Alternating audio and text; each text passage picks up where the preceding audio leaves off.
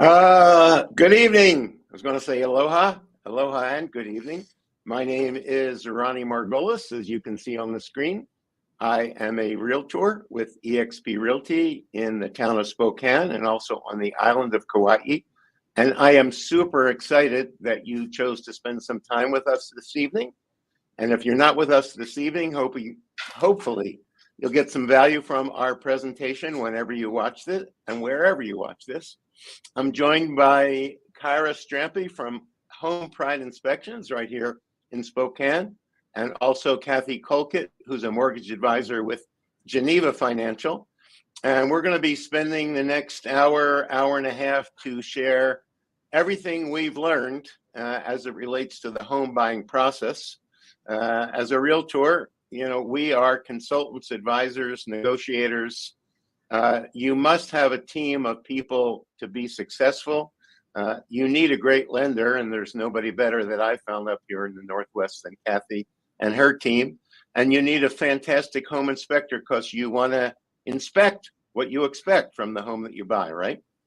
And so with that, I'm going to make these people disappear, and they're going to come back. Actually, I'm going to bring them back in just a moment as I launch the webinar.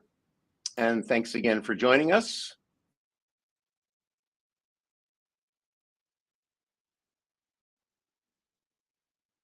Okay. So this is our home buyers workshop. Again, I'm Ronnie Margolis. I've got one of our agents, Cheryl Trom, who'll be joining us to talk about the home buying process and all the things that are involved so you can be successful and have a great strategy. And Geneva Financial is our lender. And right now, I'm going to bring on, well, there you can see my team. Hope, one of our buyer's agents, couldn't join us tonight. She's out working with a client. And I'm going to introduce Kathy and let her tell you a little bit about herself. Let me see, where did she go? Oh, there she is. Hi, Kathy. I'm going to go away and you're going to tell us who you are and what you do. Okay, thanks, Ronnie. Hi, I'm so happy to be here. Welcome, everyone. So excited to talk about the home buying process with you tonight. We have an amazing team that will share so much knowledge. I've been in the lending world for 25 years. I'm licensed in 7 states and live up in the inland Northwest. So it's just a beautiful place to be. And I'm excited to share what it is I can do to add value to your life and to your experience of home buying. Thank you for watching, and we look forward to sharing.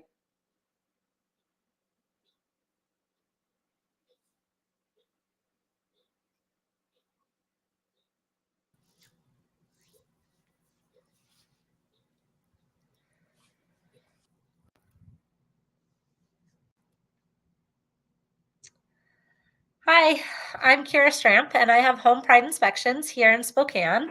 I have been doing this for the past 5 years. I also have a team member, Amy, who works with me.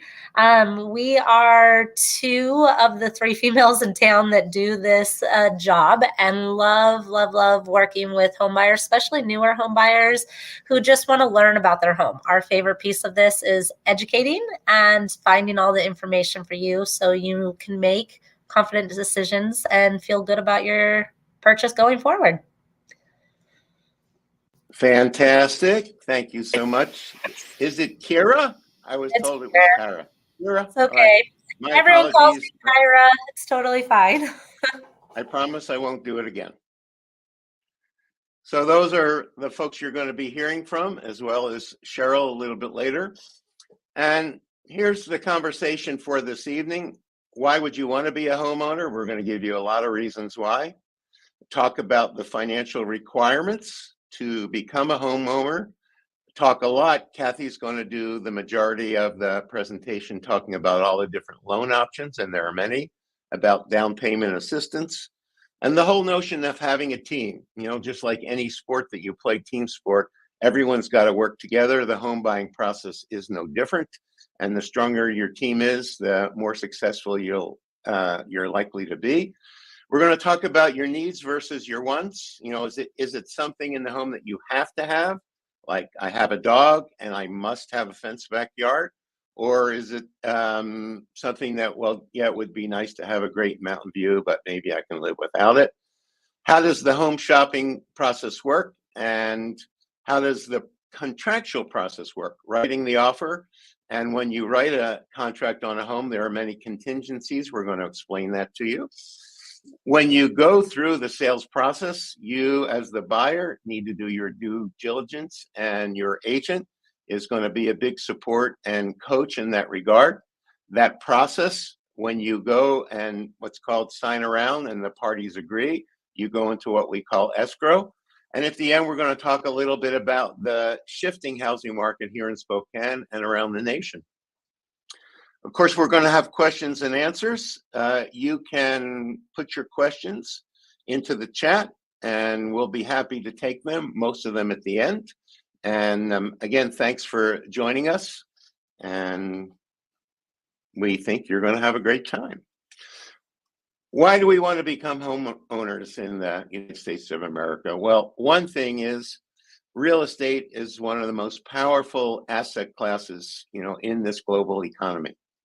And of course, as you can imagine, we like to say, why pay your landlord's mortgage when you can pay your own? You're going to build equity. If you look historically over time, real estate appreciates. A lot of times the last 7-8 years, prices have gone up. Many people who bought in the last decade have a lot of equity. That may change, but once it shifts down, it'll always shift up. At least that's what's happened in the last 70 years in the United States of America. You have more freedom. You don't have to be subservient to someone else. You can do whatever you want, whenever you want. And there are significant tax advantages. If you compare renting versus buying, you don't get to deduct your rent from your taxes, but you certainly have some tax advantages that we'll talk about later on. And of course, the predictability and security that you have as a homeowner. So let's take a look at this graphic to just illustrate. Imagine you buy a $350,000 home and you're putting 10% down. You've got a mortgage at 5.5%. Interest rates, of course, fluctuate on a daily basis. So your principal and interest payment is going to be $1,769. And if you're leasing, you're paying $1,500 a month. Of course, you don't have to put anything down, maybe a security deposit. But the average rent increase here in Spokane is about 6% a year. So that's going to figure into this equation. And after 10 years, you will have paid, your rent will be up to $3,300 a month, but your payment will still stay the same, $1,789. And look, after 30 years, look how high your rent will be. And after 30 years, you're going to own the home free and clear. So hopefully, you get the picture. This is a graph from of all the homes sold, over the last half century or so. And you can see there at the last recession back in 2008, what happened to home prices. But look where they are a decade later, and look where they are compared to where they started back in the 1970s. As I said earlier, when you're a homeowner, you get to deduct the interest that's paid on your mortgage, and you get to deduct your property taxes. And when the time comes where you're going to get a bigger home, maybe you've had another child, or maybe you're going to get a smaller home, and you've built up equity, well, you get a $250,000 tax deduction per person. And if you're a couple, of course, it's $500,000. And if you're renting, you don't have that opportunity, plain and simple. So the question is, where do you start? And of course, if you ask a realtor, hopefully the counsel they're going to give you is get pre-approved, right? I mean, doesn't it make sense to know what you can afford before you go shopping? I think it does. And so I'm really excited that Kathy's going to join us. And let me bring her. She's back in the green room. Now she's not. Now she's joining us. Hey there, young Hi, person. Ronnie. Hi there. Thanks again for being here. I'm going to hand the floor over to you and take us forward. Wonderful. Thanks, Ronnie. Appreciate it. Such a pleasure to be here. We're going to talk about financing and mortgages, understanding a home mortgage, financial requirements that are needed, and overall loan programs that'll happen. So that's what we're going to look at. Next.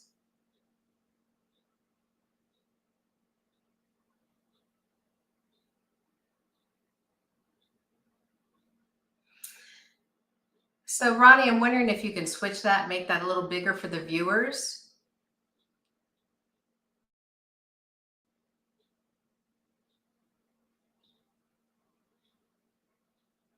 So what it's talking about is your financial requirements that are needed when you're looking to get a mortgage.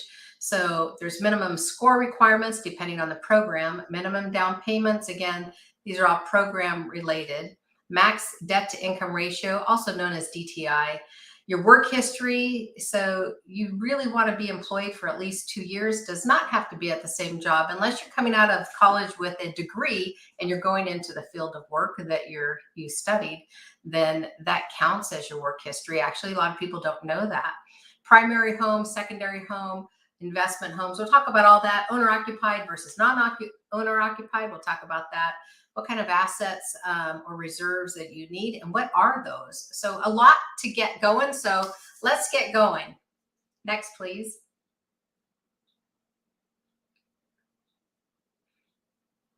So how do the home buyer programs work? So we're going to talk about conventional. We're going to talk about FHA, VA, DPA, which is down payment assistance, USDA, and other options. So let's start with conventional. So for primary residence or investment, you can get a conventional loan. 3% down if there is a first-time home buyer on the loan. So if you're married, one of you have to be a first-time home buyer to have 3% down, or it's 5% down. There are some other programs as well for 3% down. Your minimum score needs to be 620. I will tell you though, however, with conventional, you really want your score to be much higher, somewhere around the 680s or higher, simply because of interest rate. They actually tack on things for lower scores. There's no mortgage insurance if you put 20% down, and the seller is allowed to contribute towards your closing cost, 3% on owner occupied and 2% on investment. Next, please. Talking about benefits of an FHA loan. So with FHA, it's a low 3.5% down payment, lower credit scores. We actually can go down to 580. Again, you still have to be approved eligible in any of these loans I'm going to talk about, and it's an automated system. So just because you have the score doesn't mean you'll get the approval. It looks at your whole profile. It does allow a higher debt to income ratio. So conventional debt to income ratio is 45 to 50 max. We go to 50. A debt to income on FHA, I can go to 57. So it gives you a little more buying power. A seller can pay closing costs up to 6% of the purchase price on an FHA loan. It's a great loan. Let's talk about VA. That's the veterans. Bless your heart and thank you all for your service if you are watching. VA loans are specifically designed for veterans. So if you're married and that person is not a veteran, you can get a VA loan.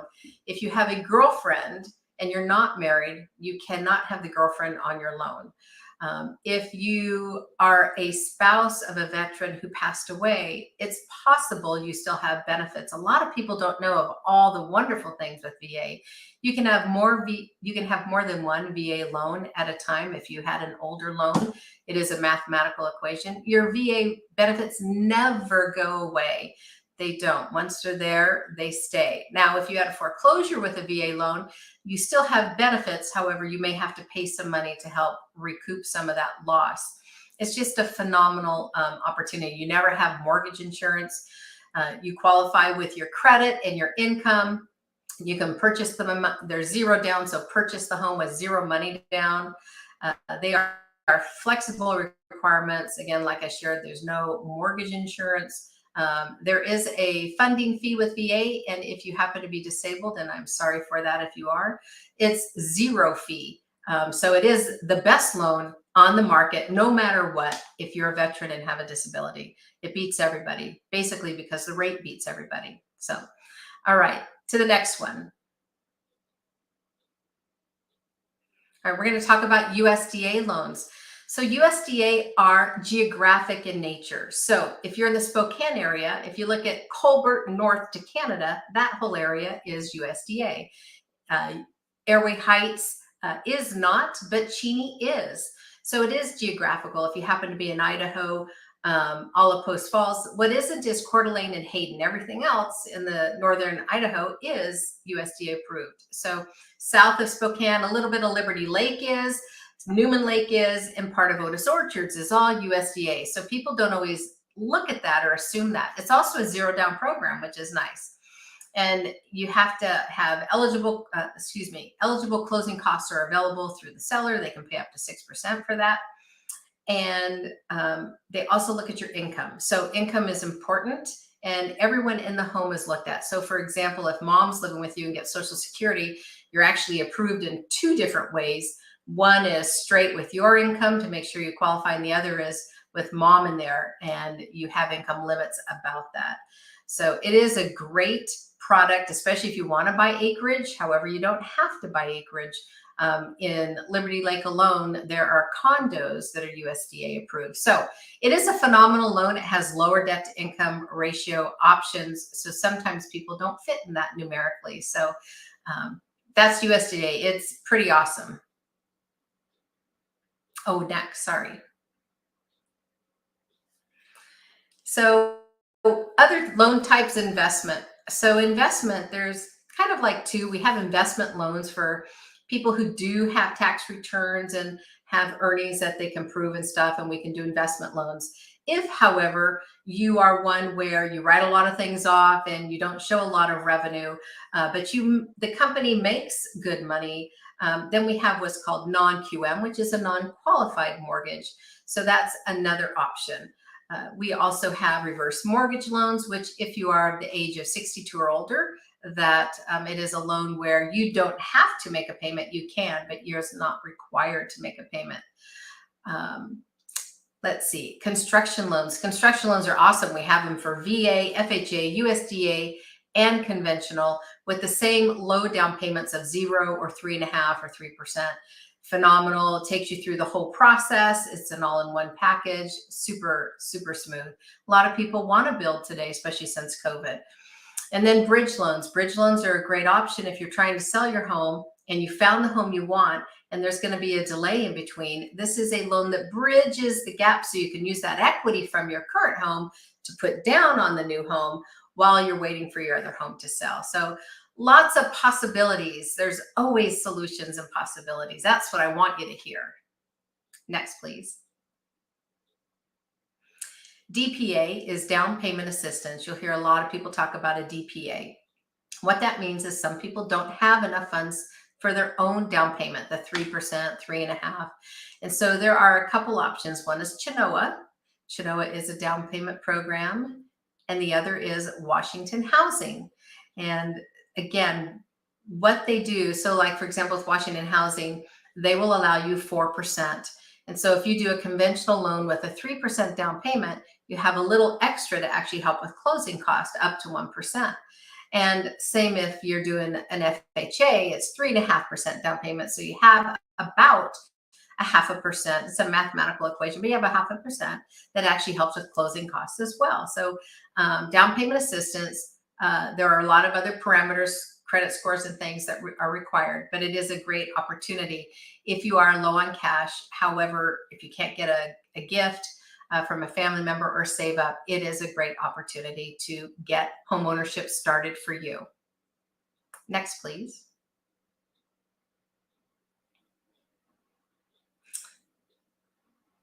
Let's see. We talked about FHAs. Yep.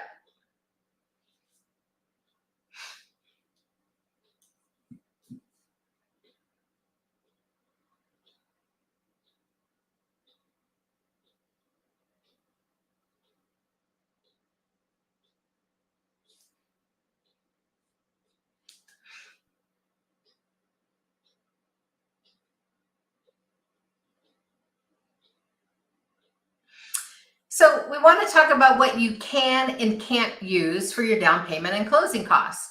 So you can use like your 401k or IRA. That is something we can use as assets. And you can usually get a loan from them to actually help with the down payment. And then you're paying yourself back if you get a loan like on a 401k. I'm not a tax advisor or financial planner, so you'll want to check with your HR and stuff. However, those are great options. Gift funds from family members are amazing. Super great. Make sure you check with myself because it's a process and we want to make sure you do the process right. So it all is trackable. So we have to record everything.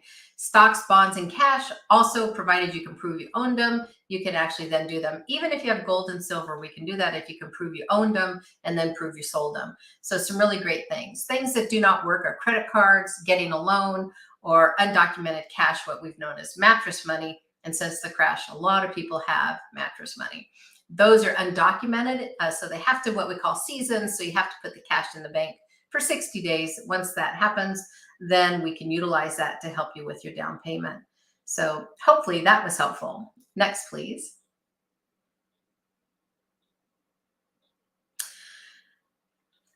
Let's see. So lenders do consider all of these items. The ability to repay the loan. They want to make sure your employment is stable, your assets have been strong and stable. They want to make sure your score is where it needs to be. And then, they want to make sure, so they talk about credit score, income, but also your collateral.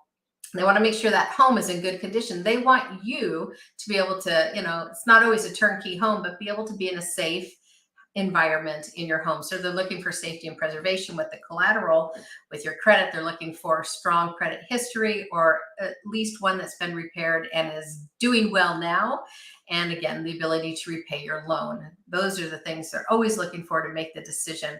They don't want your home back. They simply don't. So they want to make sure you are going to succeed. And that's what we want. That's why you want the team. Let's see if you can succeed in home ownership. Next, please. So why is a pre-approval so important? Wow, required today. So it tells you how much you can afford, right? So you don't want to be looking at, $300,000 houses when you can only afford a $150,000 home. And on the same hand, you're looking at $300,000 and you actually can afford $450,000. It's amazing, just like $300,000 to $350,000. And Cheryl will talk about that, but just those $25,000, $50,000 bumps, what a different type of house might be for you. So you want to know what you can afford.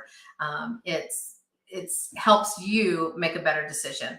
Now, if your loan fits the property, so if you decide, well, I'm going to go ahead and you're FHA approved and I want to buy a fixer-upper, it doesn't work because FHA needs you to be safe and preserved. So if that house has chipped and peeling paint or earth to wood contacts or no flooring, things like that, they won't approve it. They will have to be fixed before you get in the house, which usually defeats the purpose.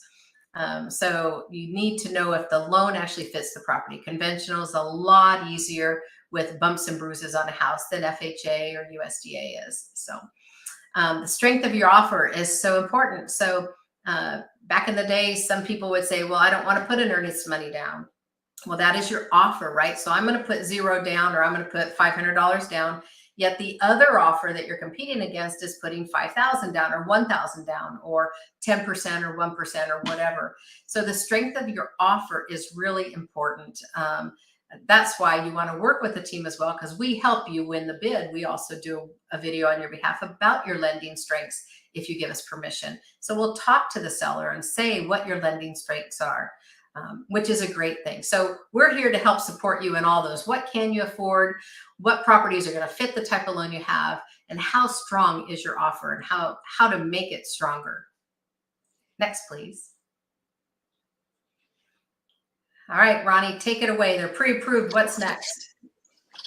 Well, we're going to answer that question. I'm going to bring Miss Cheryl Traum into the fray here. Before you go away, Kathy, a couple of quick questions that our viewers may be interested in.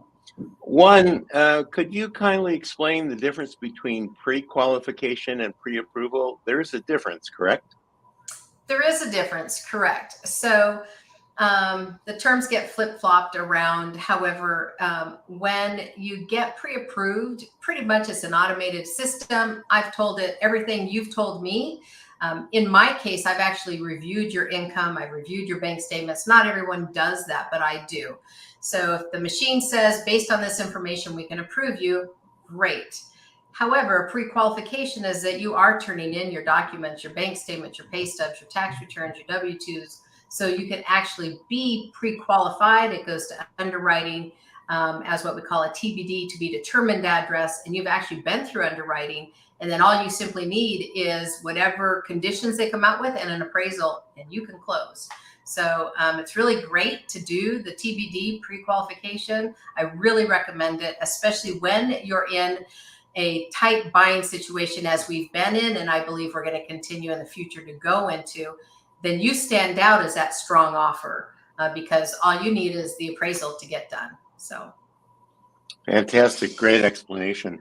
And of course, a question I think you've probably heard more than once in the last couple months, interest rates. From your perspective as someone that is so experienced, what's your perspective as you see what the Fed is doing, where the rates are, and what we might anticipate in our industry? Thanks, Ronnie. That's a great question. So interest rates, and everybody has their own crystal ball, and mine shattered in 2009. So I listen to the economic news every day for 3 hours. So here's my take on interest rates. I do believe they will continue to go up. I do want to educate you though, however, when the feds raise the fund rates, that's actually for short-term interest rates, not mortgage rates. So mortgage rates are based on MBS, which is your mortgage-backed securities, meaning the actual bundles of loans that are being serviced. And so the feds have stopped buying those. That's why the rates have also gone up. And then they recycle every month. Those currently are being recycled, but they are eventually pulling away with those and not recycling as many and selling those off. So that's truly raising your mortgage rate. I anticipate those rates will continue to go up. Right now, they've been they went down a little and at a lull, but they just creeped up a little this week. And I expect them to go up personally through October, November. And then I do expect them to come down a little bit, just based on some of the things that are going to happen. It will depend also on inflation, what the feds do, if they get more aggressive in releasing the mortgage-backed securities or not. And within 12 to 18 months, because I believe we're already in a recession. I've been saying that for months already. Once the feds call it, probably the last quarter or the first quarter of new year, then they will eventually typically have to lower rates. And so I would say in 12 months or so, rates will come down. But I would not stop buying because of that. You only date your mortgage loan. You know, that rate is temporary. Everyone who's owned a home, ask them how many loans they've had. And when rates drop, people get a new loan. So don't stop buying because of that. Buy one that you can afford and know that you can refinance it in 12 to 18 months. It's not a guarantee rates will drop, but I believe they will. So did that help? That more than helps. That was a really great explanation. I'm very sorry that your ball broke back in 2009, but I think you've pretty much put it back together. Right now, I'm going to just thank you for such a great presentation and let our viewers know that you're going to come back at the end and answer any further questions that may come in. So thank you. And Cheryl, I'm going to hand the ball off to you. You have the Thank you. enviable task to answer the question, the simple question. What is a realtor? And you and I, of course, are both realtor brokers. And how do we figure into this equation, you know, help our viewers understand what our role is? I know most people think that we hardly do any work and we just make tons of money. But those are, of course, people that have never walked in our shoes and done the work that we do. So tell our audience a little bit about yourself, because this is your first time here. And take it away. Well, first of all, let me test the microphone. Can you hear me okay? Can you hear me okay? Yes, we can. All right, thanks. Well, hi, I'm Cheryl Traum. I'm with eXp Realty here in Spokane. I have extensive background in real estate, both in sales and as an attorney. I practiced law for over 30 years and involved mostly real estate and construction. So I have a strong background in the complexities of real estate transactions and construction related issues. And that's value added that I give to my clients, that I can help be a consultant to my clients when they're looking at properties. I can help point out things that can be important to them in their home buying decision making, and go through all kinds of the issues that home buyers have to consider when they're thinking about buying a home. Of course, one of the primary ones is the price. And so I will perform research for my clients about what's the reasonable price for a particular property, for instance. So that's another way in which I am your consultant for your home buying experience. I am also your negotiator, and I interact with the realtor for the seller. And we talk from the very beginning, even when I'm scheduling a viewing of the home, I'm starting that relationship with the seller's representative realtor and trying to let them know about the strength that you have as a buyer, and also try to find out some of the things that the sellers are interested in, so that if you decide you want to make an offer on a house, I can try to build in some of those concerns that the seller has. For instance, some sellers may need a little more time in the home before they move out. If we find that out in advance, we can build that timing into the offer that may make your offer more attractive. Things like that. So that's another way in which I negotiate for you, and also get a feel for pricing that the seller may be looking for, or whether or not the seller may be feeling a little bit urgent in terms of needing to sell and getting a little bit antsy about how long it's taking to sell, and try to feel out whether you might be able to offer a little bit less than asking and still get the house. So those are types of things that I'm always working in your best interest to negotiate your best deal. Also, the real estate transaction, why realtors are so important, is that the real estate transaction is really pretty complicated. And for most people, it's the highest dollar value transaction they ever do in their life. And there are lots of moving parts and documents and contract contingencies and all kinds of different things along the way of the transaction that need to be managed. And that's something that I do for you as my client. And I walk through along the way, dealing with the inspector, dealing with the title company, dealing with the other realtor, to negotiate parts of the transaction along the way that get us to the end zone, which is handing you the keys when the sale closes. So, and these are things that I'm doing for you while you are home enjoying your family, or working harder or to earn your money to pay for your house, or doing some sports or whatever you like to do, and you are not worrying about negotiating the contract. So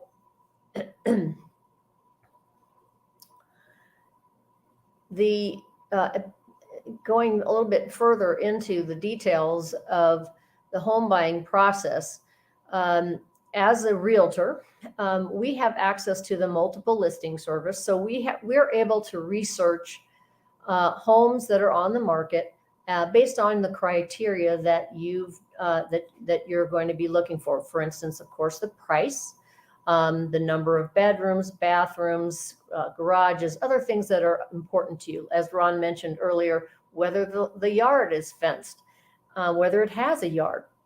All those kinds of details we can go through this, the multiple listing service, and be winnowing through all the listings that come up on the market as they come up, and find ones that may be right for you, and then show those listings to you. Even first of all, just send you the statistics or photos or whatever, so that you can see whether or not it's worth it to you in your mind to go out and actually look at the property in person. And then if so, we set up showings for you. The other thing is that if we then go to the house and you say that that's something that you're really interested in, and you could really see yourself living there, we develop strategies to prepare an offer that really targets the things that the sellers are looking for.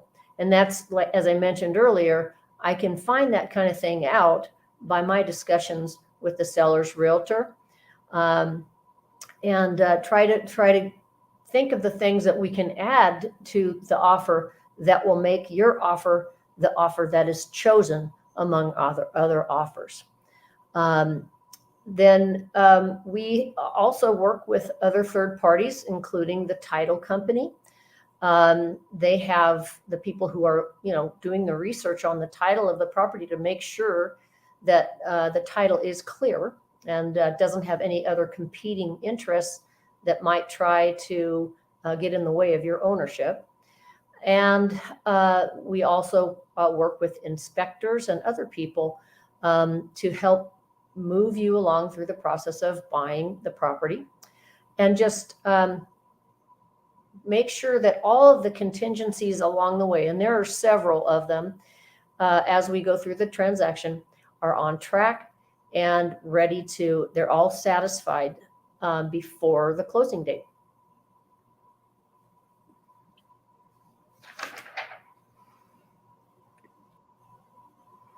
Cheryl, talk a little bit about when you first get together with a buyer, or a buyer calls you, you did a great explanation of kind of the role that you're serving. Now let's just step through kind of the sequence of things. My husband and I have been talking, and now we decide we think we want to go and buy a house. And so take it from there. And Of course, sure. Yeah, that's a great question.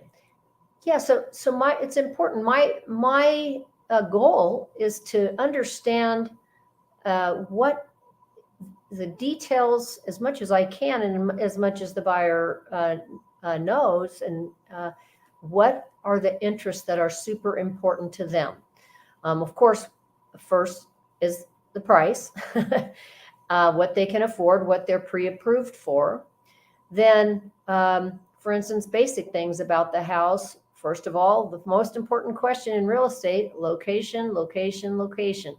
Where would you like to live?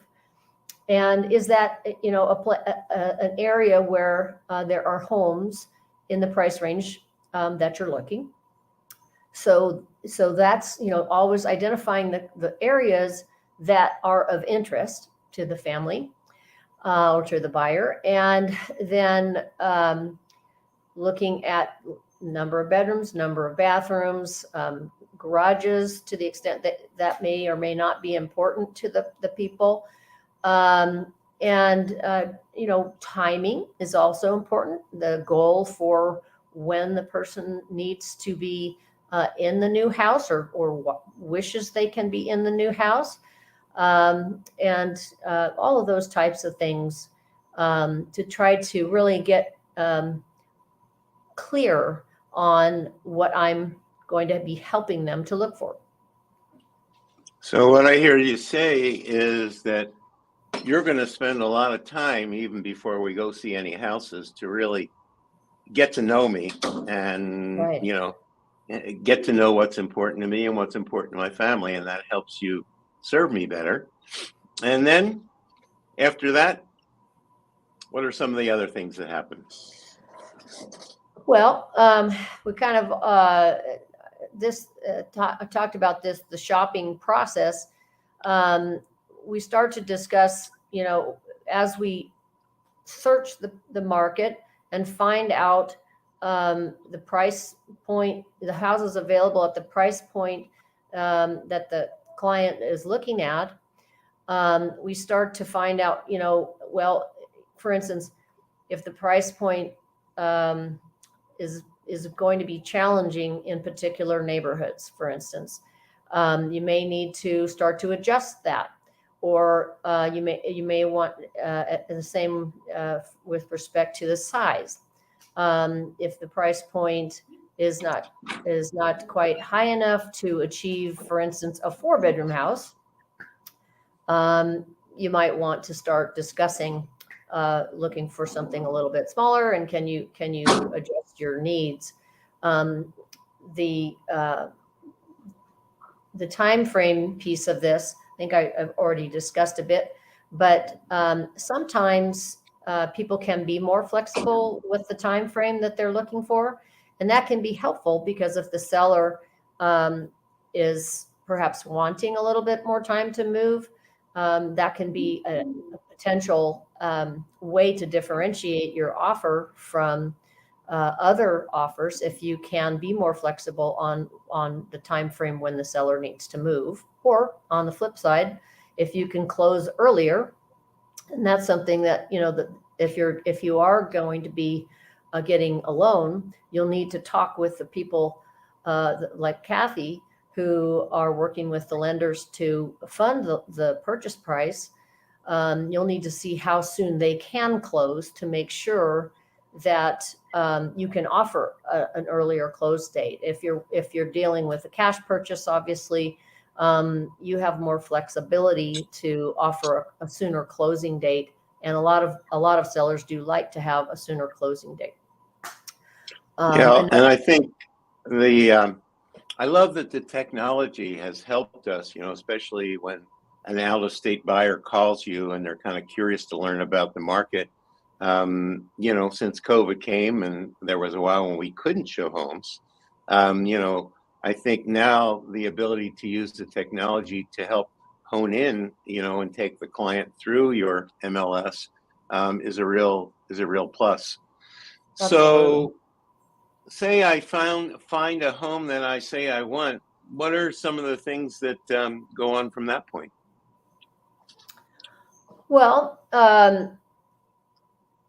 first of all, I would call the seller, a seller's realtor, I should say, and I would just talk to them a little bit, as I think I've mentioned a little bit before, about what their client is really looking for, so that we can try to build in as many sort of sweeteners into the offer as possible for targeting what the seller's wants are, other than obviously the purchase price, what they want, but there may be other things that are important to them.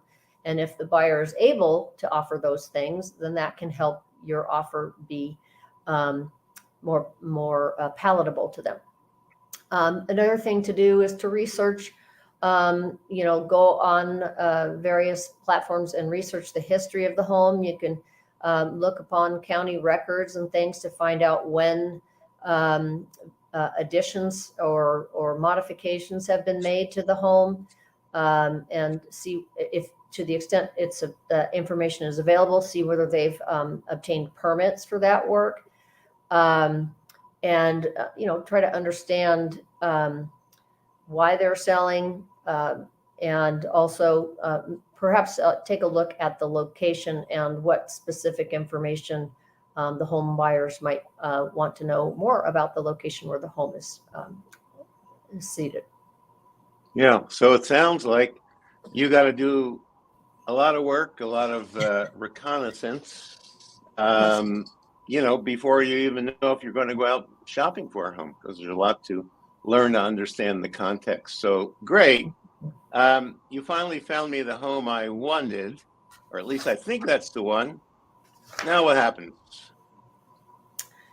Well, so we want to make sure that the price that we're offering, that sometimes sellers ask for a price that may or may not be supported by market data. So you would want to look up and research current pricing of other comparable homes, so that you really can confirm in your mind that that home is worth what they're asking, and that it's worth what the buyer is willing to is able to pay, or wishes to pay. There are some situations like we've had in the last year or so, where a lot of people start to offer over the asking price, and then that's because of competition, where there's not as many homes, and there's a lot of buyers, and so some people start offering over asking. So in a market like that we have had over the last couple of years, sometimes performing a comparable sales analysis is it's difficult to tell whether an offer a certain amount over is justified. And sometimes people don't even really care if it's justified, because they want to win the home. That's what they want. That's what they're going to, that's what their goal is. And they know they have to compete for it. Where we are now, where we are seeing much fewer these multiple offer situations, much less frequent, strong competition with lots of overbidding. Now we're getting into a situation where buyers are more in the driver's seat. They have the power to really analyze the price that's a fair price, and can, especially if a home has been on the market for a while, can consider coming in with an offer that is lower than the asking price. So that's where a realtor's analysis of comparable sales that are similar types of homes in a similar location, similar size, all of those things.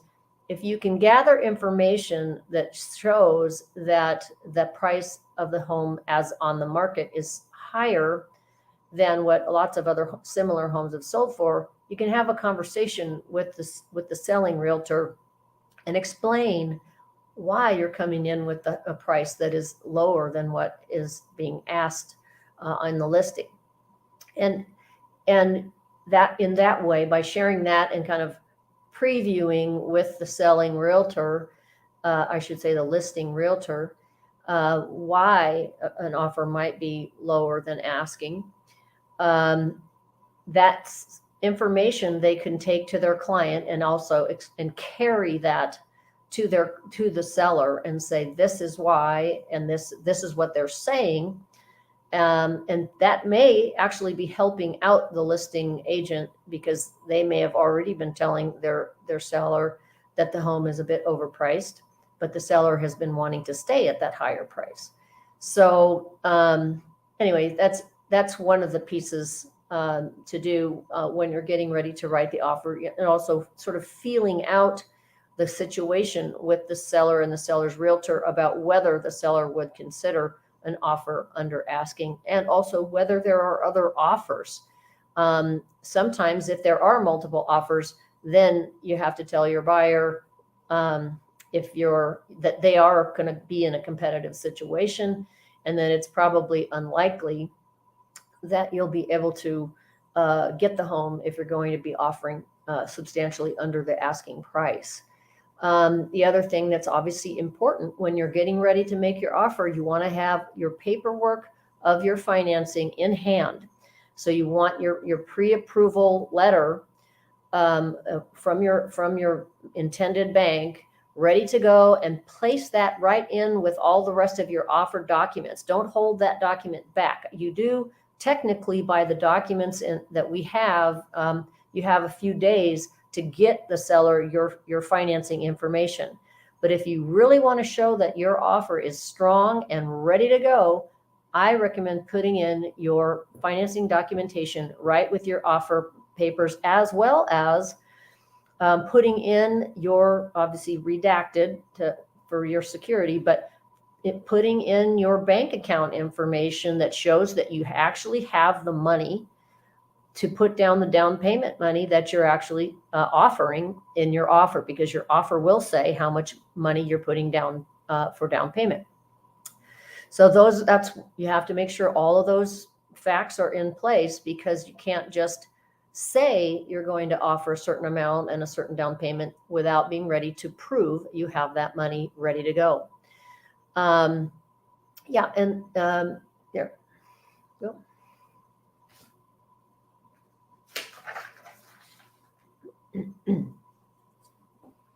I jumped ahead on you there, so All right, forgive me sounds for good. that.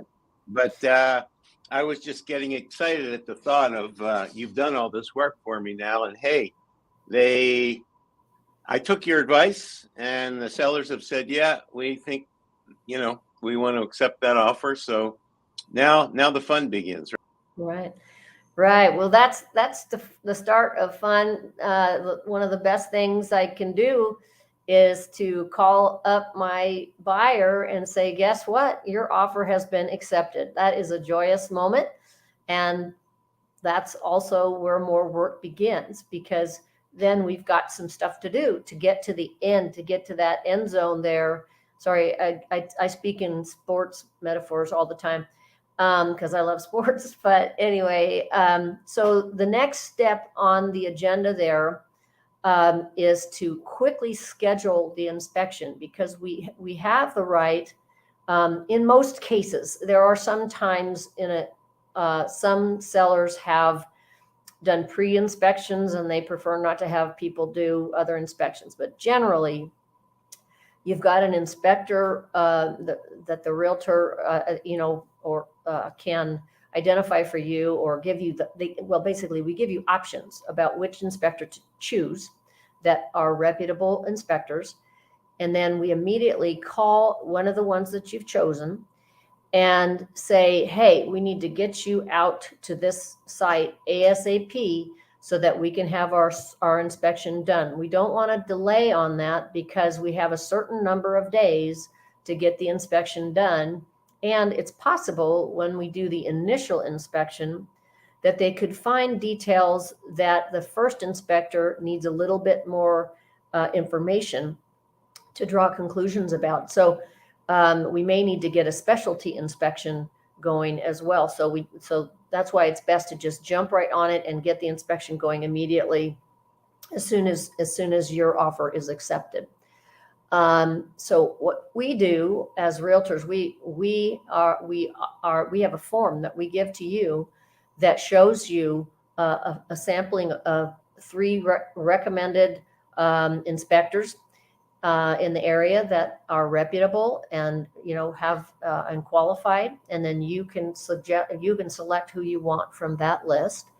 Then they go out and they perform a very detailed inspection of all the major systems, the exterior, the interior, the electrical, the plumbing, the roof, flashings, all of that stuff. They take a close look at, and they prepare a detailed report.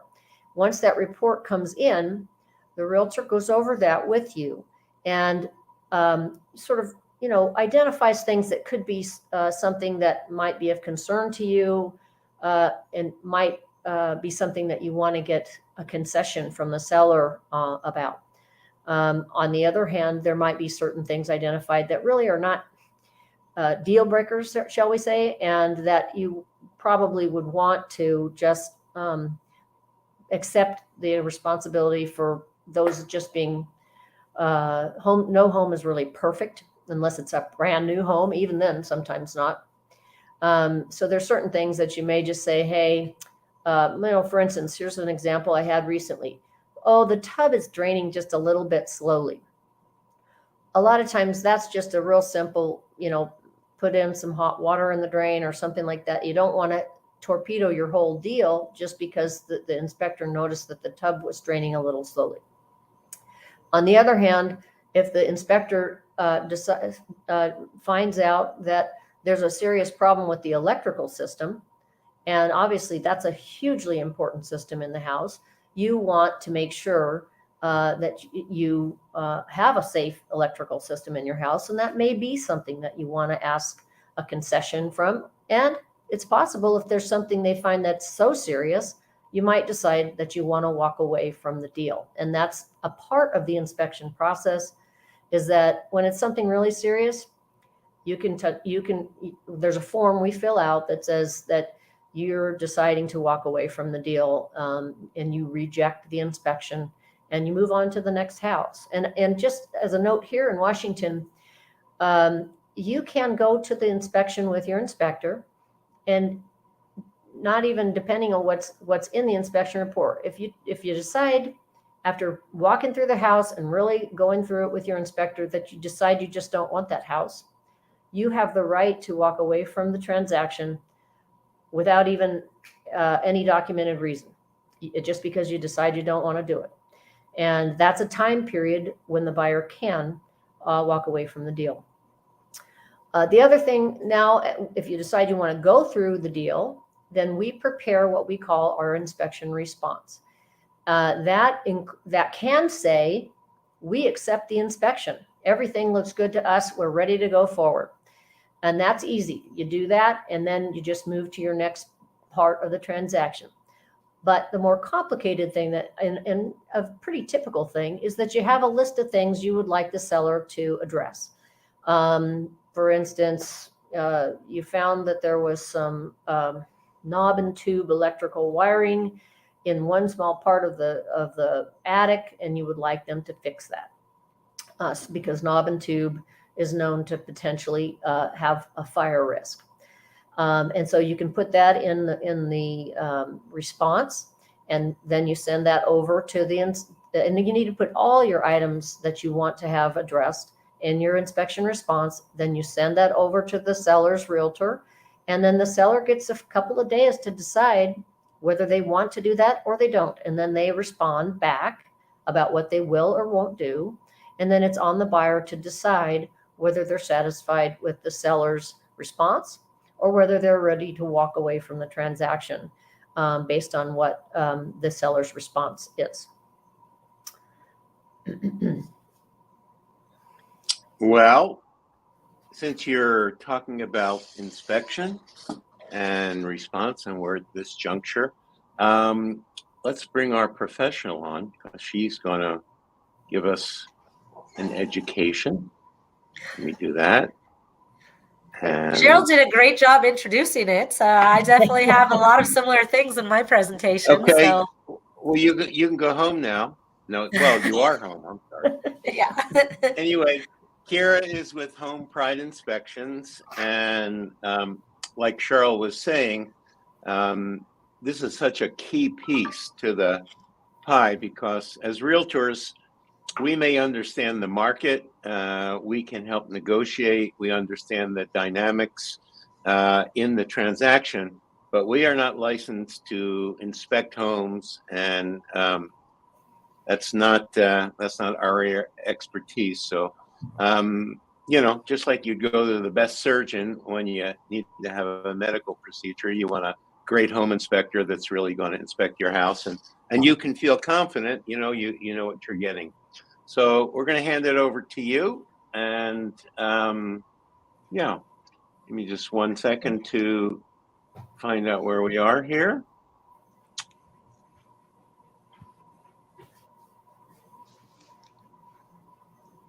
Got to get to your slide. I don't know, Ron. There's a lot of agents that can usually do my job. They're pretty good at it. They just don't want to crawl in crawl spaces, attics, roofs, that sort of thing. You got that right. I'm afraid of spiders. Yeah. Wasps. That's my downfall. I cannot do the wasps. Okay. Tell us about the home inspection. Yeah, absolutely. So, we're yay. playing some fun games, I think. We are. And yay, you found a home. That's the exciting part, just like you guys were talking about. And I love that you described my role as the fun part, as getting into that. So first, I always like to kind of talk about what a home inspection actually is, especially if you haven't bought a home recently or a first-time home buyer. There's some misconceptions. We do a visual inspection. You don't own the home. We don't own the home. We can't do damage. We can't tear behind walls, things like that. So it is what is visible, what is accessible, what we can see. Now, I always like to kind of throw in there, we do have lots of tools and things that allow us to see behind walls, so to speak, without actually seeing behind the wall. But it is visual, and that's really important. I'll give you a really quick example. I had a loose toilet that showed that moisture was kind of working its way into the floor this week, and the buyer immediately went to, oh, the subfloor is rotted. Well, hold on a second. We can't actually see the subfloor. We don't know that it's rotted. It probably isn't because you don't have any leaking underneath yet. It's just showing that you need a new wax ring. But that was really important to know that, hey, this is visual. I didn't tell you you had subfloor rotting. I just told you you needed to reset a toilet. The other important thing, it is a snapshot in time. I have done inspections on the same house, multiple inspections on the same house. And sometimes they happen in summer, sometimes they happen in winter. And it's really funny the things that you will see versus not see in different seasons, on different days, different conditions.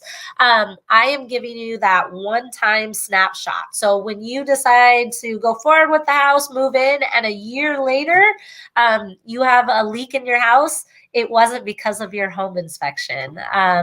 Or maybe your report said, hey, watch out for this. It looks like you may have a problem, but it's not active today. So really important to know that I don't have a crystal ball. I'm telling you what we can see today while we're in your home. Go ahead and go to the next slide. Perfect. So why should I have one? And Cheryl, I love that you said not even new construction is perfect. To be honest with you, I sometimes find more issues on new construction homes than I do on 2 or 3 year old homes. Every home truly does have something.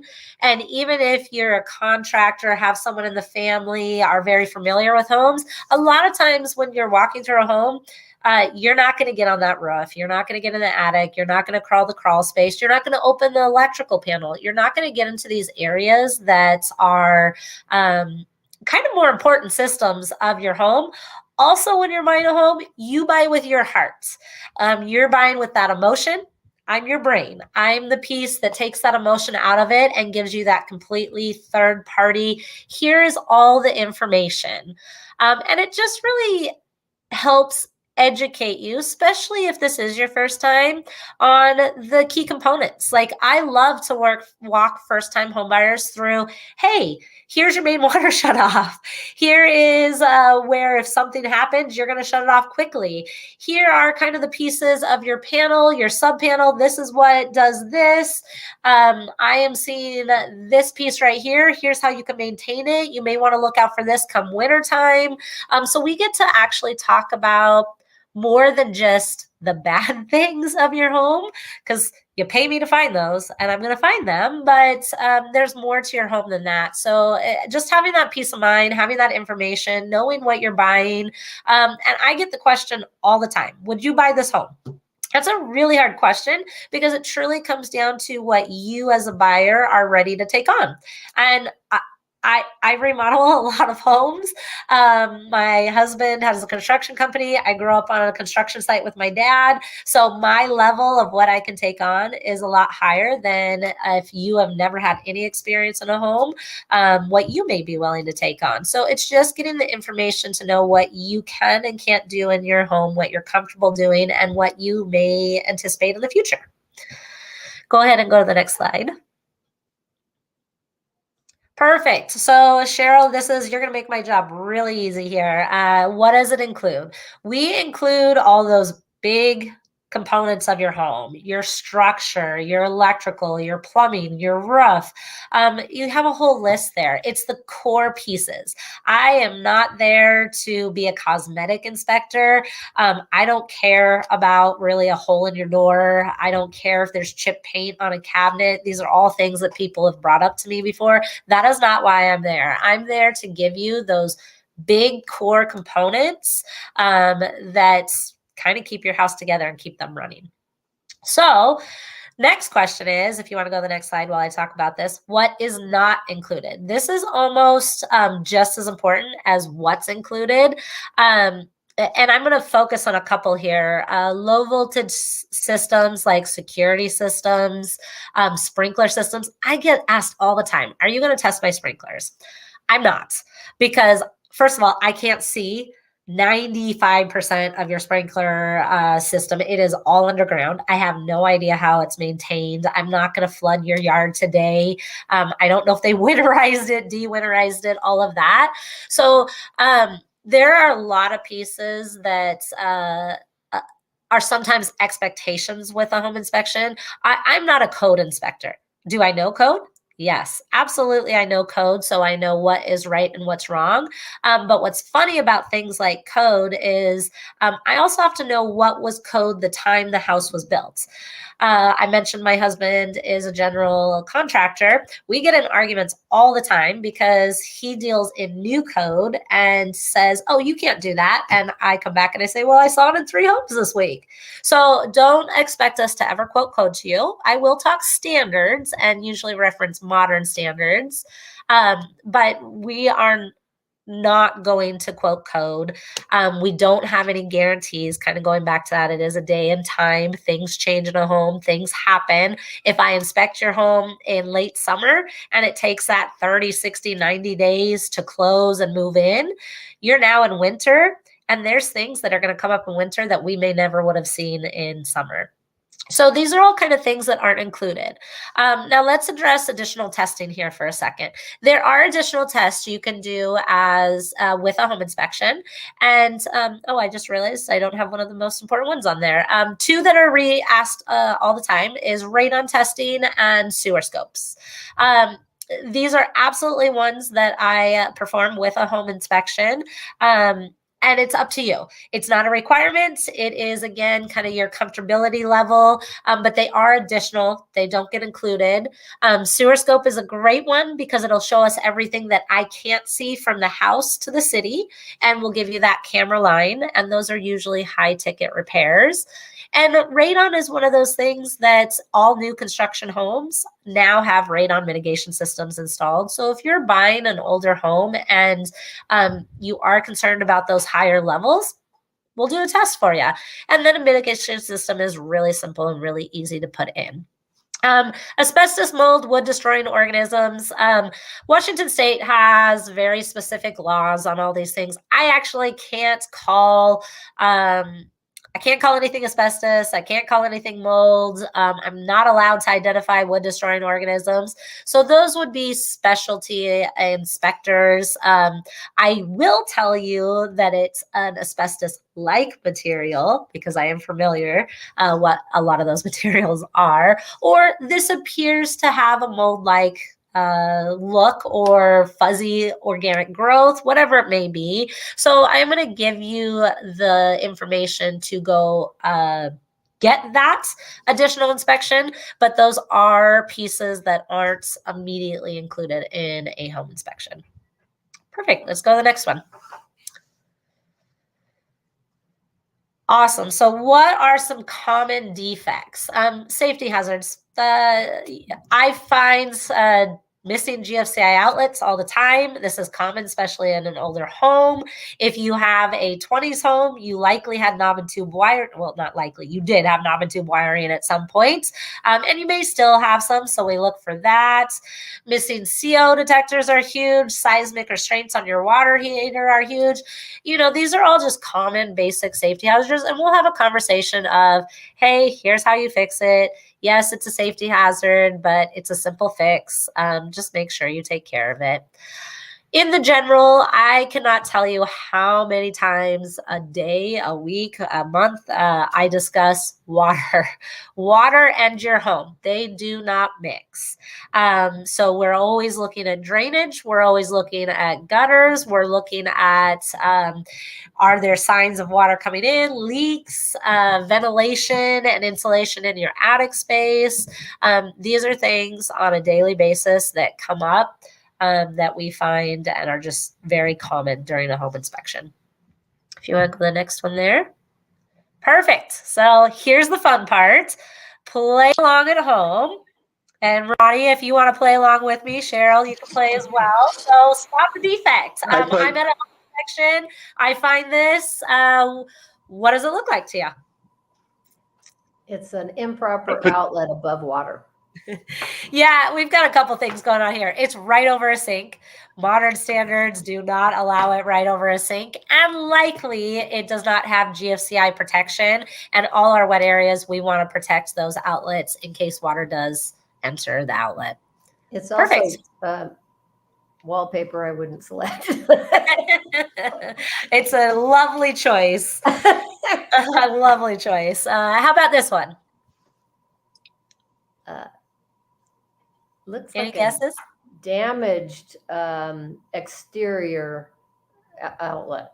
It should have Yeah, coverage over it. really, it's an exterior outlet. It should be covered. So we should have a cover on it so that we don't get any rain, snow, any of the weather in there. Again, this is like a $5, $10 repair, right? But it's going to show up as a safety hazard on your report. It also, depending on the age of the house, again, we'll go back to GFCI protection. It just depends how old your house was, if it was required or not, but I'll always recommend it. And Okay. I would just say, this is an example of something that, as you say, it's a $5 or $10 Yep. repair. And if you found that in your inspection report, this is probably something that you wouldn't want to throw the sale out because you found this kind of a problem. Yeah. And I'll go into a little bit more in depth after you get the report, things to focus on and stuff like that. Because you're absolutely right. It's going to show up as one of those red safety concerns, right? Because it is. It's a safety concern. Right. But you can do it yourself, and it's going to cost you under $10. So, right. Okay, this one's a little harder. I'll say it's a leaking sewer pipe coming through the floor, and also the beam is interrupted by it. There you go. So someone cut that rafter to put that plumbing stack in. Wow. It actually looks like you have condensation going on in this attic space as well, but someone cut the rafter. I mean, why? Why do we need this rafter? It doesn't hold up our roof or anything. So cool, let's put a stack through it. That right there is definitely one of those bigger items that you're going to have a contractor come out and figure out how you make it right. So, okay. Oh, this is a fun one. So I'll just talk about this one. Fuzzy organic material. Yeah, right. Black staining, fuzzy organic material. You are spot on. You've done this before. This is likely mold, right? Now, part of why we can't call things mold is just because the staining's there doesn't mean it's active. And that's where you would need to send a sample to a lab to look under a microscope, blah, blah, blah, blah, blah. Big picture, this is showing that we're getting condensation in our attic space. And I can explain how that happens on a different point in time, but I find it often. And what it's going to do is it's going to start delaminating and damaging your sheathing and make your roof just soft right there. This staining will exist forever, even after you solve the problem. So there's a few different things you can do. You can have it... you can have a mold mitigation team come in, and they basically paint and do a special coating, essentially, to seal it up so spores aren't released. However, if you don't solve the problem, you will continue to have the condensation issue. So the bigger issue here, it's either an insulation heat loss problem from the house or a ventilation problem, not letting enough outside air into the attic space. So that is the bigger issue here, actually solving that piece so that this doesn't continue. Yep, perfect. Okay. So this one's really simple, and I'm sure you see it all the time as you walk through homes. But we have peeling paint here, right? Peeling paint, you have an all-wood house, you're going to get peeling paint. Welcome to owning an all-wood house and the maintenance that comes with being a homeowner. Peeling paint is not always an immediate have to run out tomorrow. Like, you're not going to kill a deal over peeling paint. Anyone can paint a house. But what you do want to be aware of with the peeling paint is if you don't take care of it, it is going to leave your wood exposed and your wood is going to deteriorate. And then depending on the loan type you have, and again, this is Cheryl's world here, if you have a VA or FHA loan, it may hinder that process until they take care of it. But that would be on the loan side. So peeling paint is always something to note and be aware of because you don't want it to become a big issue later on. I would just also mention from an environmental standpoint and health hazard potential on Uh-huh. older homes, it could be a lead hazard. Yep. And that would be a very important reason to paint over it. You don't Yeah. necessarily need to remove it all. You just need to encapsulate it by covering it with a good paint so that flakes aren't taken off and perhaps consumed by children. Yeah, absolutely. Oh, this one. This was like the worst Ew. under cabinet I think I've ever experienced. I opened the cabinet and had an immediate reaction where I just had to shut the cabinet and compose myself. This one was terrible. So what is happening here? There is a leak at the plumbing. It's been leaking for a very, very long time. They laid a towel down. The towel has just continuously wet and you have your black microbial growth, staining, bugs, all the above. This is truly under a $20 fix. It was a loose connection at the P-trap right there. But they had probably months and months of just this leak happening under their sink and not taking care of it. So what's strange to me is that the realtor actually didn't address that before they had people walking through there and getting the inspection done. Yeah, it was a tenant occupied. There was quite a few kids in the house. There was a lot of other things going on with that house. That was a really tough inspection. So, okay. So Cheryl kind of already prepped us. And so please stay with us, Cheryl, because we're going to play another game after this. But determining what's important. And I get asked all the time, like, what should we ask for? What should we do? That is not my world. I am always going to refer you back to your agent. They are your best friend in this process for all the reasons why you already said. You've had communications with the seller, the seller's agent, all of that. However, I can help you navigate the reports so that you can sift through it and figure out what is important to you. You always want to focus on those bigger things.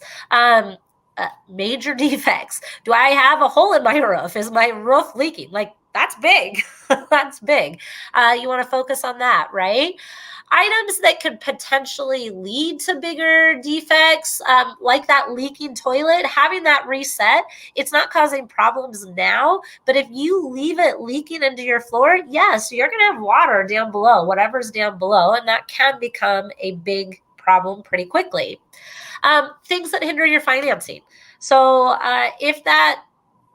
and this is, again, your agent can know better because there's negotiating tactics having to do with that and you asking versus an appraiser asking.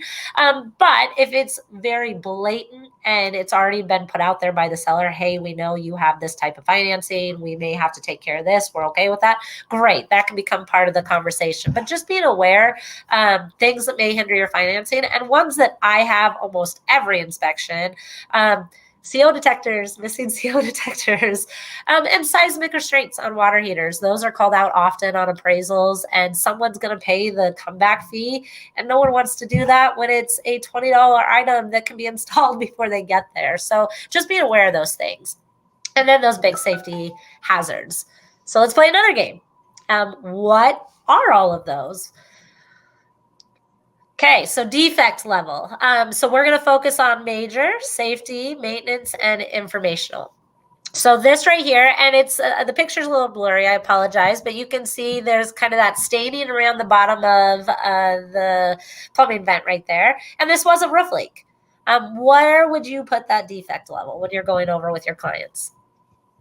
Important. Yeah. That should be fixed. Yeah, absolutely. So that's going to be one of your more major items of you currently have a leak at your roof. Cool. Next. So this roof covering right here was very clearly at the end of its life. And if I remember correctly, I think we had like 3 layers of roof covering on this, and you could see a couple of them through there. Where would you put this one, Cheryl? This is, well, I'll qualify it by saying it really depends on whether this is being sold as a real fixer.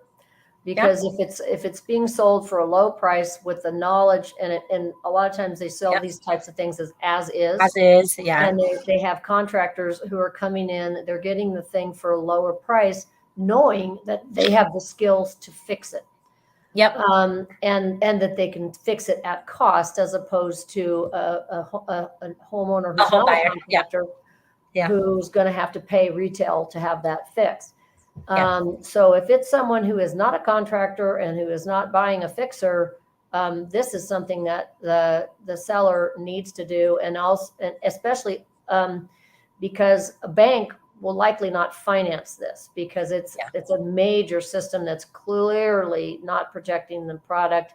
And FHA, VA would probably require this to be fixed also and paid for by the seller, because they especially because the down payment is low, so that, and they do that to help people get into a house. But a lot of people who get into houses with that low down payment, they needed low down payment because they can't afford to pay the $10,000 or $15,000 right off the bat of buying the home to repair a roof like this.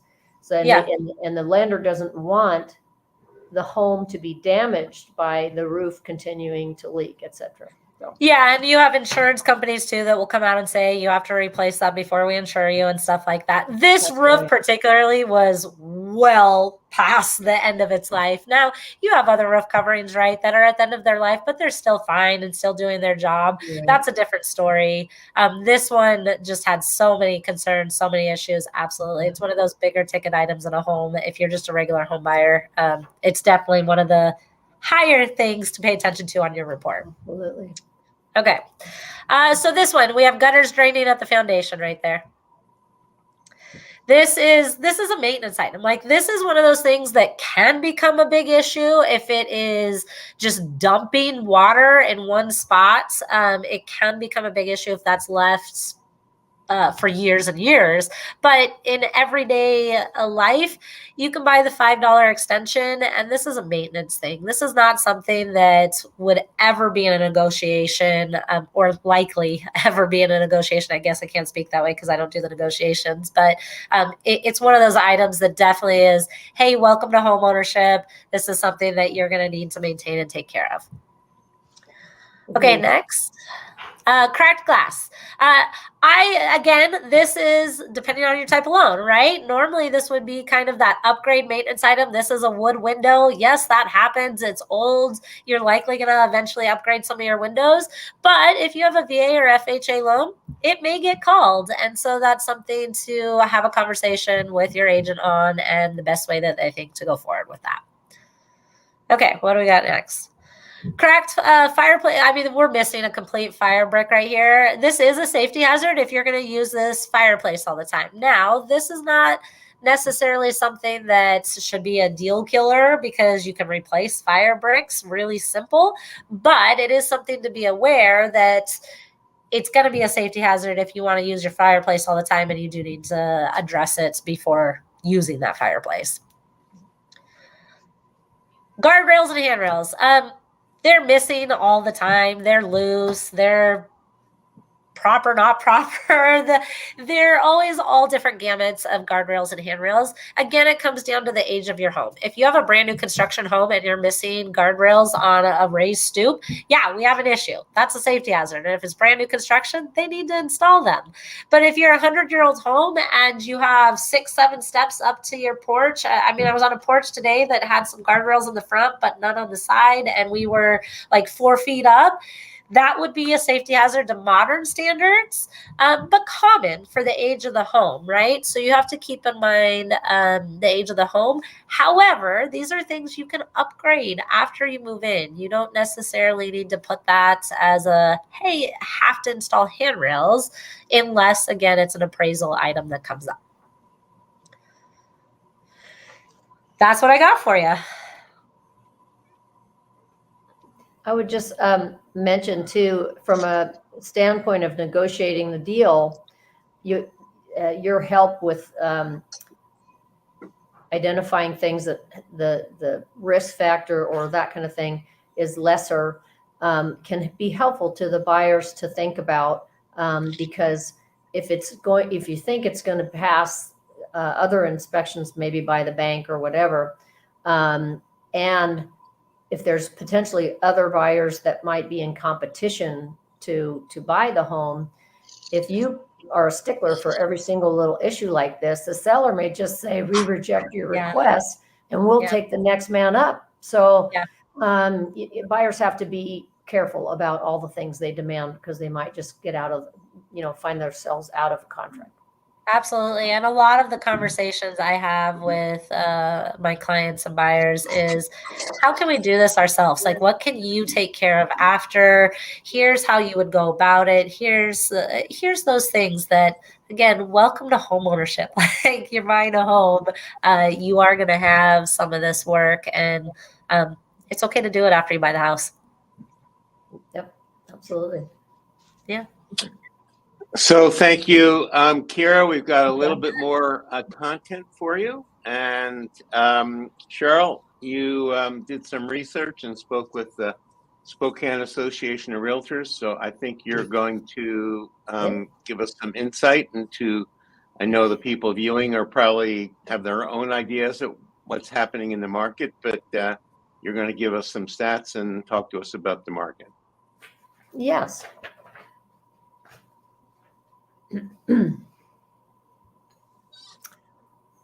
All right. Let's do the numbers. My math teacher in high school would be wondering why I signed up for this one. But the good news is I have these graphs that are really great, that are taken out of our current multiple listing service, and they are always compiling data for what's happening in our market. And so what this graph shows is it's a comparison between the year 2000, 2001, and 2000, not 2000, the year 2020, 2021, and 2022, where we are currently. Now, as we all know, in 2020, we were in COVID, and we had an extraordinarily low number of homes on the market. There were, as of July of that year, there were only 374 homes on the market. So that is very low. And then when we went into 2021, we had an increase. We went up to 520 in July. And now we see this red line up here. Here we are in July of 2022, and we have over 1,000 listings.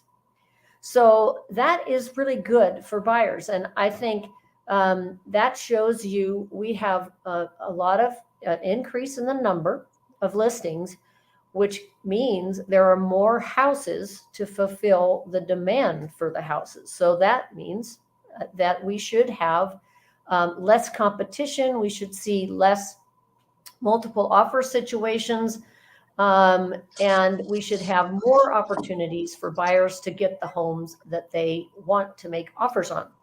So that's good news for buyers.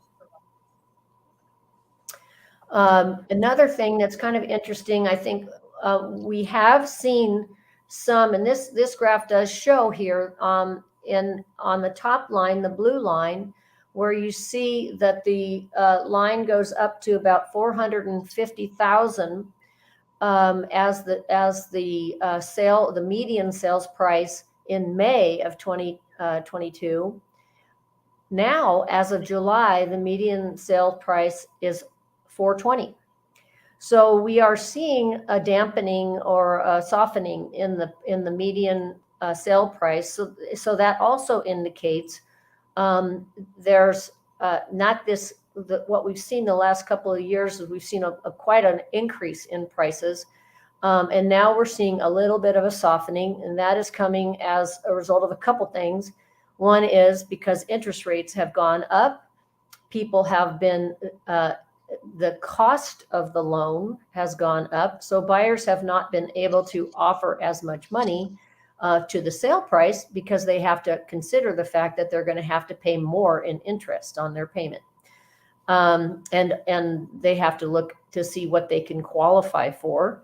And they may not, given the added cost for interest, they may not qualify for as high a cost of the mortgage or the house.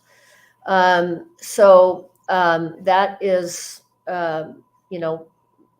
challenging, but at least we have more homes on the market, and you're going to have less competition for the home. So you won't. There's been fewer. Not to say that it hasn't been happening, but there's been fewer incidents of this. Before, it used to be almost constant pressure to be in a situation with multiple offers when you were making an offer on a home, and there was a great deal of pressure to compete to sort of win the home by offering a lot of money over the asking price. And now we're seeing homes selling for asking, sometimes selling for under asking if it's been sitting on the market. And that's one thing that your realtor can take a look at too, is how many days has a home been on the market? And it can be a strategy to kind of watch homes that you're interested in. And if you're not so interested in just really jumping right on and offering, if you kind of watch it and see how long it stays on the market, and you might get a feel if the home hasn't sold in 20 or 30 days, that it might start to be a time when the seller would be open to an offer that is under asking price. So if you're able to be patient and you're willing to be patient, you might be able to get a house for under asking, which was pretty much unheard of in the last couple of years. So let's see, we talked about, kind of, these are some of the factors you wanted to talk about, right, that are creating the situation we're in. And it sounds like your conclusion is pretty much the same as Kathy's, who we're going to bring back in just a moment. In fact, I'll bring her back into the group here because she may have some things to say. I'll pass it back to you, Cheryl. But, a lot of sellers who have been sitting just thinking, geez, this market keeps going up. I'm getting richer every day.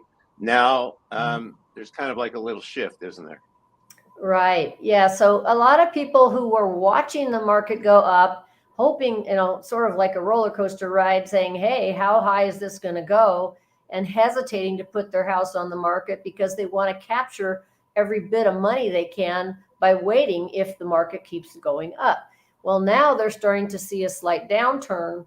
And so and that's part of what's driving the greater supply of houses on the market, is that now when there's a slight downturn in the pricing, people are saying, uh-oh, I better jump on the bandwagon now and put my house on the market because we don't know if the prices are going to continue to go down, or when it may not be a favorable market or may become less favorable for sellers if they wait longer. So that's a driving force in that, I think. Kathy, you got anything to add to that?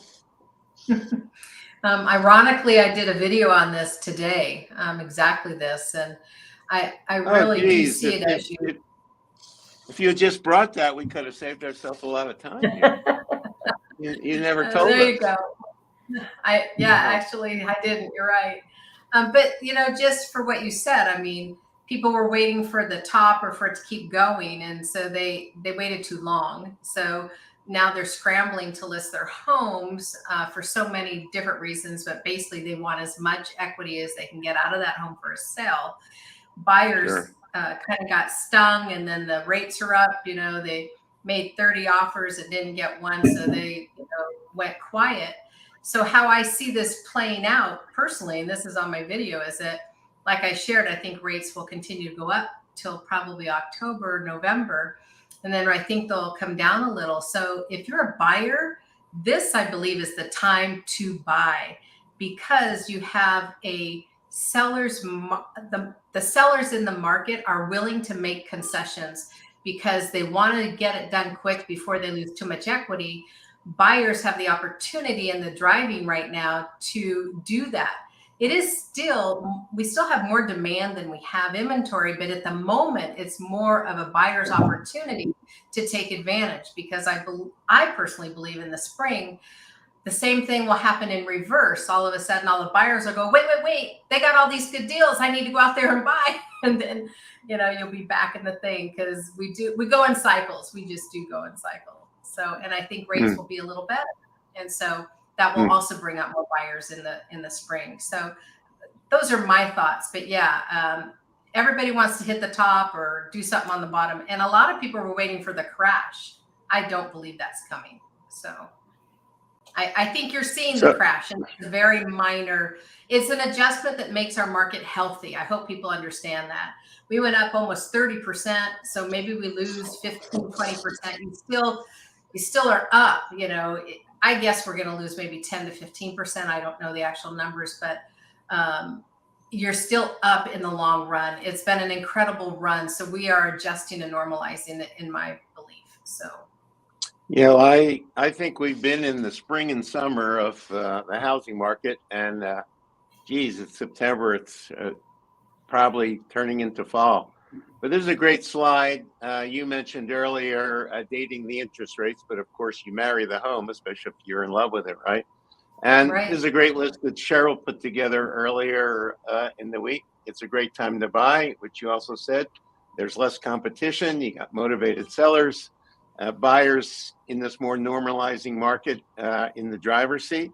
So it's really not a time to sit on the sidelines. It's a time to get all your ducks in a row and move forward when you find the right home. Yeah. And so with that, let's see what we have here. Hopefully I have another slide. Yeah. So we told you that home ownership builds wealth. You got to keep your credit score high to get the best rates. And of course, Kathy, you articulated so many options for homeowners, and you certainly want to give Kathy a call if you have more questions about that. A realtor, hopefully you learned a little bit about what it is that we do, and we certainly can help you succeed in writing your offer and strategize for you to get the best result. Everyone on your team is important, right? The home inspector, the person you get to get your home insurance from, the vendors, and we as realtors can often be a great source for you to provide you a whole plethora of vetted vendors that are known and trusted to help you when you need someone. And, we'll help you stay in contract, and we want to be your lender and your realtor for life, right? Absolutely. I would also say too, can I add something? Of course. On the issue of keeping your credit score high, I would just say that for people who are still working on getting their credit up to where it needs to be, or may need some credit repair in order to qualify for a home, don't give up. You can do this. And getting some consultation with someone who can tell you the things that are important to getting your credit score up and ready to go for buying, and things that you can do and adjust in your day-to-day life to try to put yourself in a position to be a home buyer. It's doable. So get someone to consult with. I'm sure Kathy and people on her team can help people to understand what they can do to be prepared to buy. And it can be a very achievable for you. So just don't give up. Great counsel. I think that we've been going for a while now, but we did say that we'd have some Q&A at the end. And I see from my assistant that this question came in. And I guess this is for you, Kathy. Down payment assistance. In order to get that, do you have to be a first-time home buyer to qualify? No, actually you do not, which is surprising to most people. So there are some, it's called house key programs where that does come into play. But with Washington Housing, for example, they have a home advantage, and no, you do not. You can actually use it over and over again, provided it's owner occupied. So great question. Thank you for asking that. Yep. Looks like here's another question. I'm not sure someone would ask this if they were sitting through this workshop, but anyway, here's the question.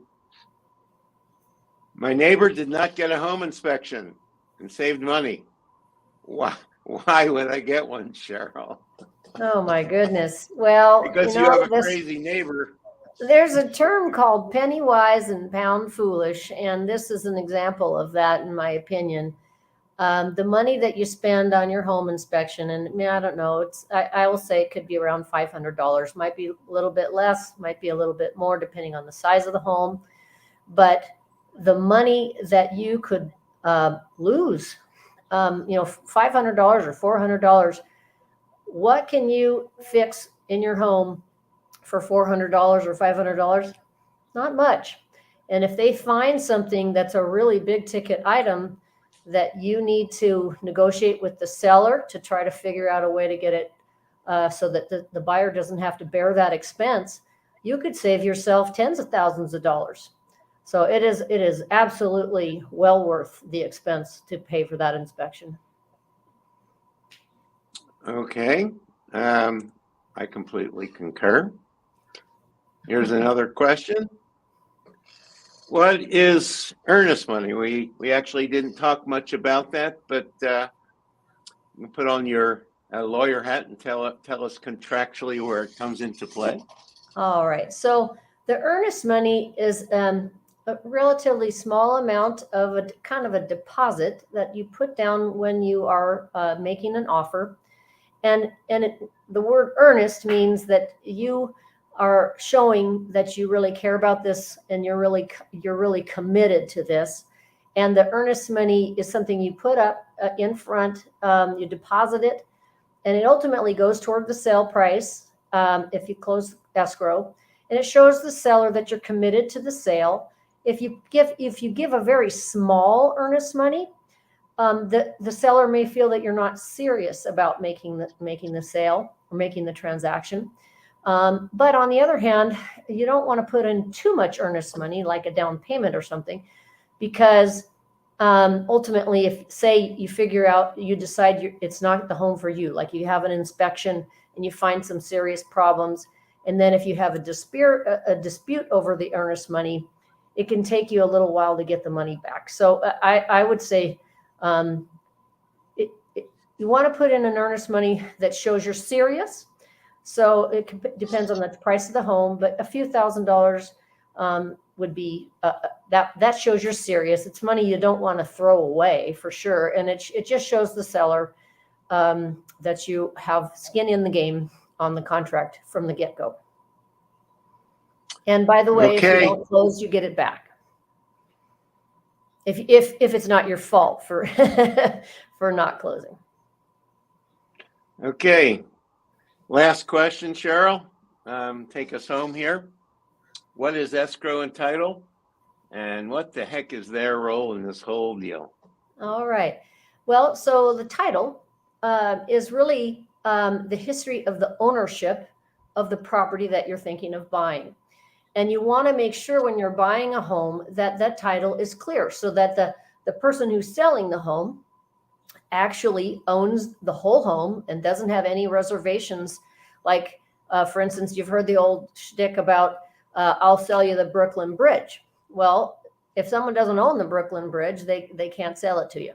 So we want to make sure that the homeowner owns the home free and clear, other than obviously their mortgage, which is going to be paid off if they have a mortgage. That's going to be paid off through the process of the sale. But what you don't want is to buy the home and then find out that somebody else has some claim to that home.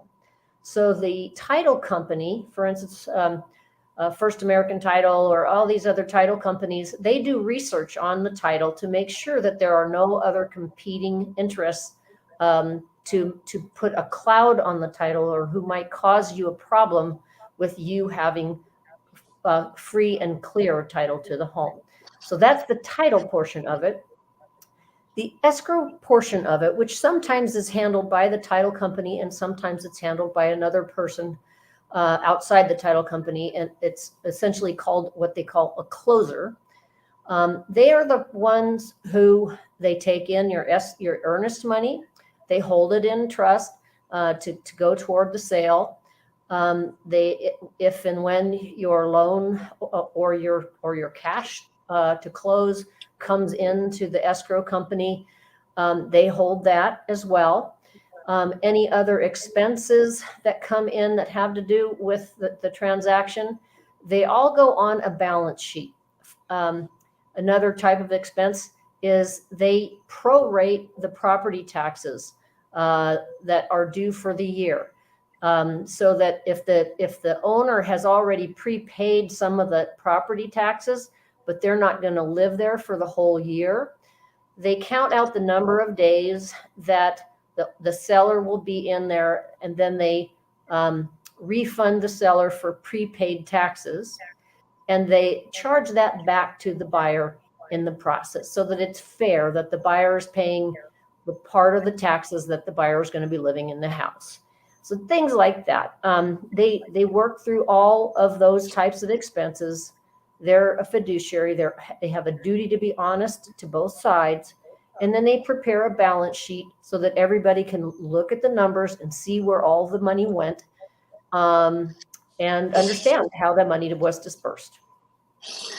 Does that make sense? Excellent. Made perfect sense. At this point, I think we're good. I want to thank everyone that was watching. I see Kira. I'm not going to bring her back on since she's nursing, feeding her baby a bottle. But thank you, Kira and Homepride Inspections. Thank you, Kathy Colquitt from Geneva Financial. Thank you, Cheryl Traum. And the attendees, and I think we had maybe a dozen registrants, as I promoted in some of the marketing, we're going to be giving out a $100 gift certificate towards your next inspection with Kira. So maybe you'll use her before you're going to sell your home, or maybe you're a first-time home buyer. So thanks a lot. This will be posted in the places where you watched it, either on Facebook or YouTube or LinkedIn. In case you know any other home buyers that would like to get educated. And I want to thank you all for your time and attention, and say have a great evening and good luck with your home purchasing process. Hey, Have a thanks nice for night. watching. Bye. Thank Thank you, everybody.